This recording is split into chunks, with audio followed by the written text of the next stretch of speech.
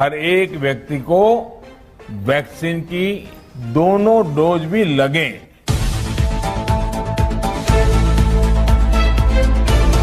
चलिए जानते हैं आज की देश और दुनिया की काम की और महत्वपूर्ण खबरों को। अब आप घर बैठे कर सकेंगे कोरोना की जांच। आईसीएमआर ने कोविड टेस्ट किट को दी मंजूरी, एडवाइजरी जारी। वैक्सीन की तीसरी खुराक से नहीं बच पाएगा कोई भी वेरिएंट, एस्ट्राजेनेका ने तैयार कर ली है बूस्टर डोज।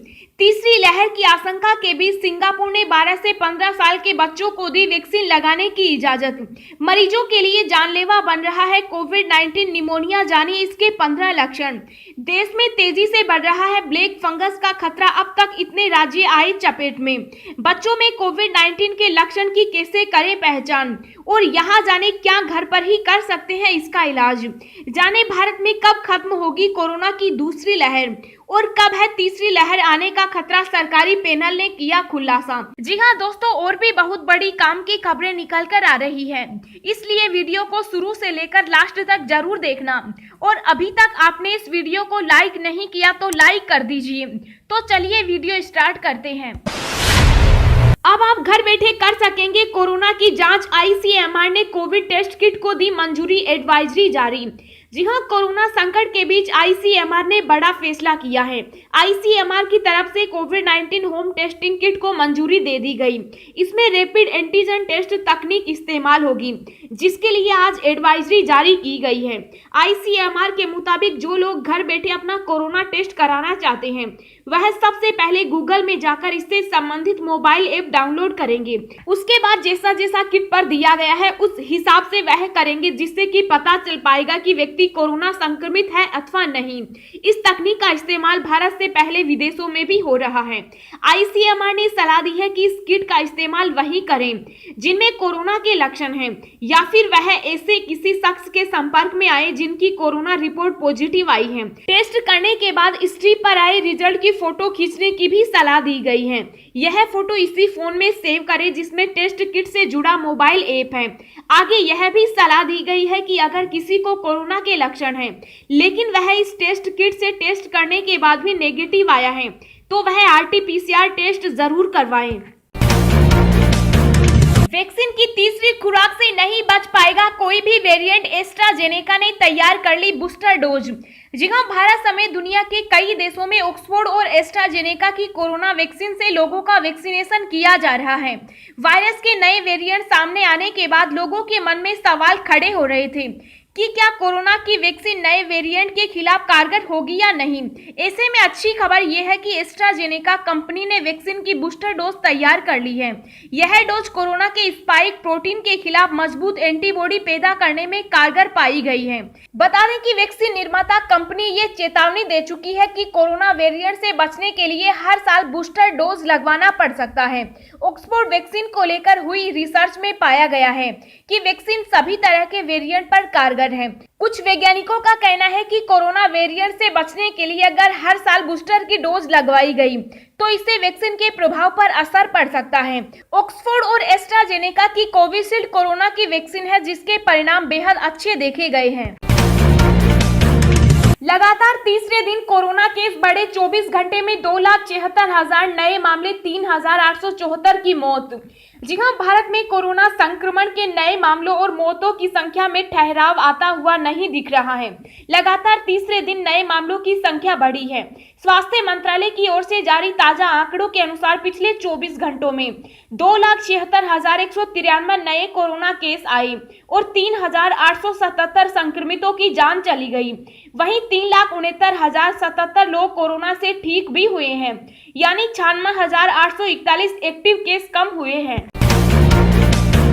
स्वास्थ्य मंत्रालय की मंजूरी, कोरोना से ठीक होने के 3 महीने बाद लगेगी वैक्सीन। जी हां, देश में कोरोना महामारी की रोकथाम के लिए लगातार सरकार की ओर से नए कदम उठाए जा रहे हैं। इस बीच स्वास्थ्य मंत्रालय ने नेगवेक की ओर से कोरोना वैक्सीन लगाने को लेकर दिए गए सुझाव को मंजूरी दे दी है। नेगवेक की ओर से दी गई सिफारिशों में यह कहा गया था कि कोरोना से ठीक होने के बाद मरीजों को 3 महीनों के बाद ही वैक्सीन की डोज दी जाए। स्वास्थ्य मंत्रालय ने इस सुझाव को अनुमति दे दी है। नई सिफारिशों के अनुसार अगर किसी व्यक्ति को वैक्सीन की पहली डोज लगने के बाद कोरोना हो जाता है तो उसे 3 महीने के बाद ही दूसरी डोज दी जाएगी। रेलवे में निकली नौकरी, आयु सीमा 15 साल, न पेपर न इंटरव्यू, योग्यता 10वीं पास। जी हां, वेस्टर्न रेलवे ने 3,591 पदों को भरने के लिए नोटिफिकेशन जारी किया है। इन पदों के लिए आवेदन प्रक्रिया 25 मई से शुरू हो जाएगी।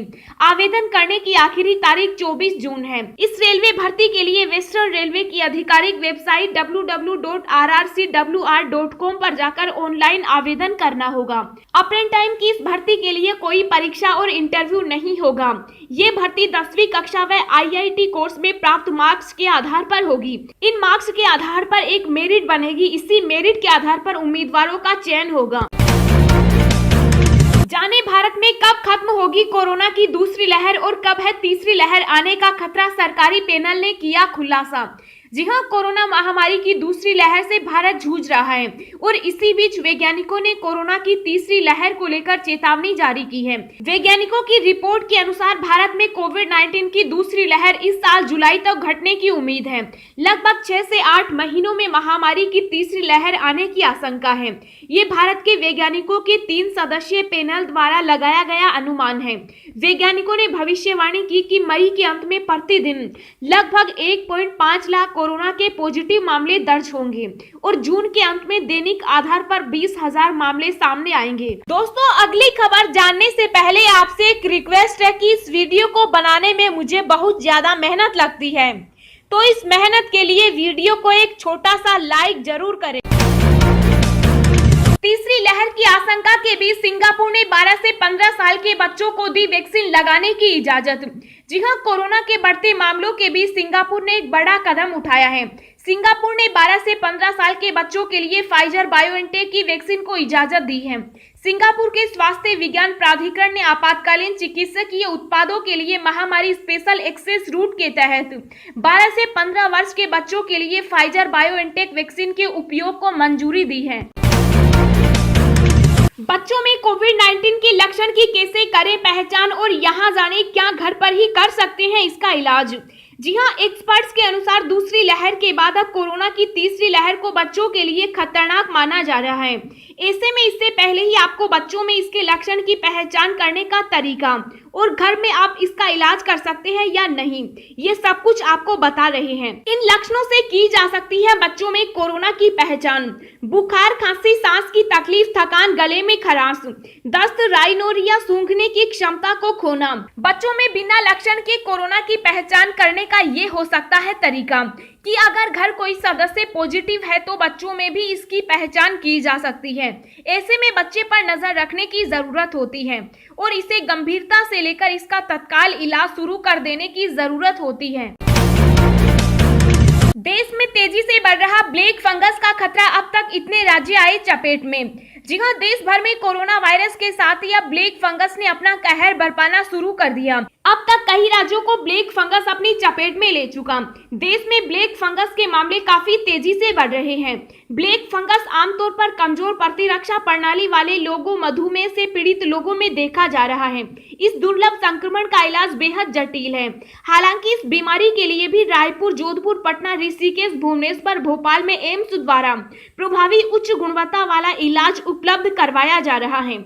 इसके अलावा कुछ अन्य एम्स में भी ऐसा किया जा रहा है जहां अब तक पूरी तरह से काम शुरू नहीं हुआ है। Confederation of all India traders ने आज केंद्रीय स्वास्थ्य मंत्री डॉक्टर हर्षवर्धन को एक पत्र भेज मांग की है कि ब्लैक फंगस के उपचार में आने वाले सभी इंजेक्शन की दवा निर्माताओं द्वारा जारी की जा रही आपूर्ति को केंद्र सरकार तुरंत अपने नियंत्रण में ले और राज्य सरकारों के माध्यम से इन इंजेक्शनों की आपूर्ति सीधे अस्पतालों में की जाए, जिससे जरूरतमंद मरीजों को यह इंजेक्शन आसानी से मिल जाए।